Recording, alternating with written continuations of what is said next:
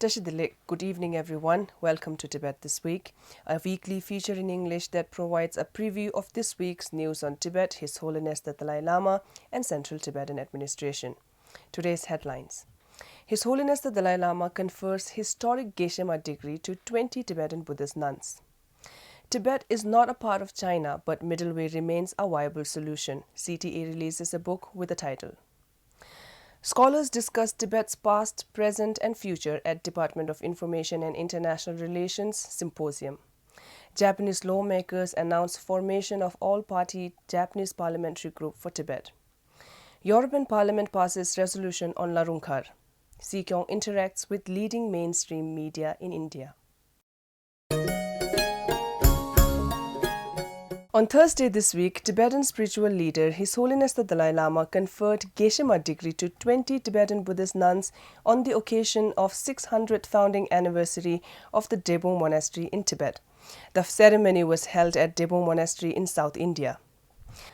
Geshema is the highest academic degree awarded to a nun in Tibetan Buddhism and is conferred after at least 21 years of rigorous study of 5 main Buddhist texts combined with a regular session of prayers and recitation. At the ceremony, His Holiness said,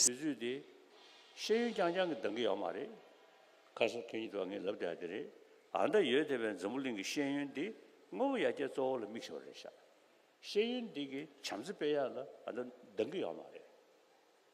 So dili yinu ado de secular ethics nenda, universal ethics lawi nenda, oda dili da ado shukya kugi sen da ado shete yorwa.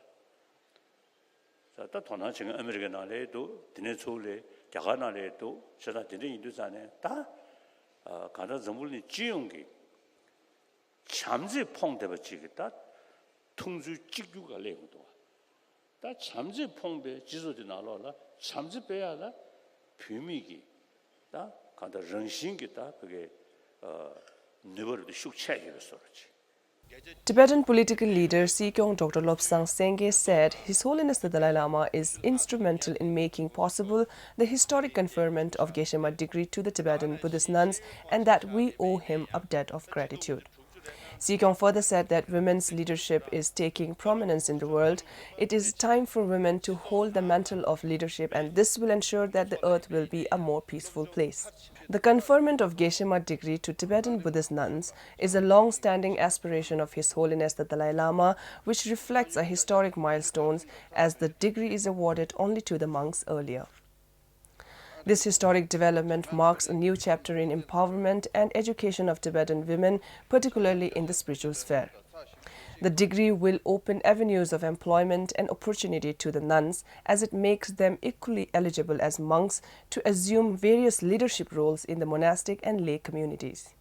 On Saturday last week, the Central Tibetan Administration launched a Trilingual report on the situation inside Tibet under the Chinese occupation titled Tibet is not a part of China, but middle way remains a viable solution at a high-profile event in New Delhi. Sikyong Dr. Lobsang Sengye, along with former Minister and Member of Parliament Shri Manishankar Iyer and former politician and veteran social activist Ms. Jaya Jetli, graced the book launch. Shri Manishankar Iyer said that the Tibetan proposal to resolve the Tibet issue conforms closely with India's own efforts to resolve its border dispute with China. Nehru's vision was in complete harmony with the current approaches proposed by His Holiness the Dalai Lama. Mr. Iyer further said it is easier to be a pessimist than an optimist, but the fact that there is a dialogue, it gives the Tibetan movement a measure of stability and progress. The 107-page report directly addresses the many areas of concern, in particular the fundamental question on the historical status of Tibet, the reincarnation issue with regard to His Holiness the Dalai Lama, the deteriorating environmental situation of the Tibetan plateau, and repression masquerading as urbanization and economic development inside Tibet. The report profoundly illustrates CTA's flagship policy, the middle way approach to resolve the issue of Tibet amicably with China. On Saturday last week, Department of Information and International Relations of the Central Tibetan Administration held a day-long symposium on Tibet's past, present and future, What's the Way Forward at Constitution Club of India in New Delhi. The symposium featured 3 plenary sessions focusing on Tibet's historical past, the current situation inside Tibet, and the middle way policy of the Central Tibetan Administration to resolve the Tibet issue. The first session on Tibet's historical past featured Claude Arpe, historian and Tibetologist, and Jayadev Ranade from Center for China Analysis and Strategy. Mr. Sonam Nobu Thapo, Secretary for Department of Information and International Relations, moderated the session. The second session on Tibet's present situation featured eminent environmental researcher Professor Brahma Chellani from Center for Policy Research and Kate Saunders from the International Campaign for Tibet. The session was moderated by Ms. Kande Tsomo. The final session on Tibet's future and the middle way approach featured Sikyong Dr. Lobsang Sengye and Professor Dibyesh Anand from the University of Westminster, London. Ms. Tenzin Dadun Sharling, Secretary for Department of Information and International Relations, moderated the session. Sikyong Dr. Lobsang Sengye spoke about the viability of the middle way approach as the realistic and strategic approach to resolving the issue of Tibet and said that if Tibet succeeds, India succeeds.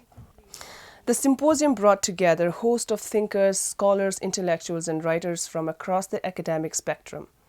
The symposium helped widen the horizon of intellectual discourse and dialogue on Tibet, its history, its present status and its future directions. On Wednesday last week, 82 lawmakers of Japan announced the formation of all-party Japanese Parliamentary Group for Tibet. Mr. Hakubun, member of House of Representatives and former Minister of Education, who is now the president of all-party Japanese Parliamentary Group for Tibet, thanked the Japanese parliamentarians for expressing strong support by hosting His Holiness the Dalai Lama during his recent visit to Japan.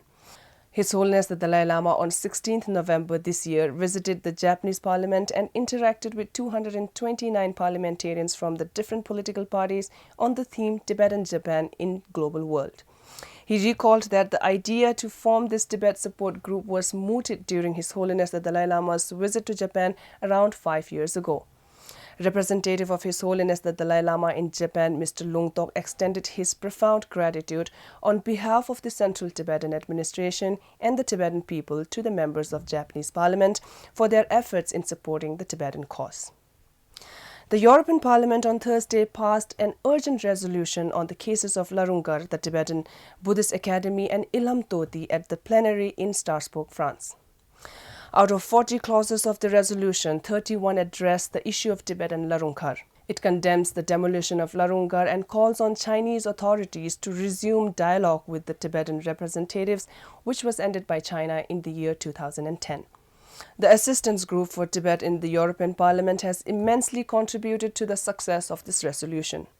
The resolution is an outcome of the urgent and rigorous European Union advocacy by the Office of Tibet Brussels and, unlike other resolutions, that has been adopted by the Parliament in the view of urgency of the cases. The last European Parliament resolution on Tibet was passed in the year 2012.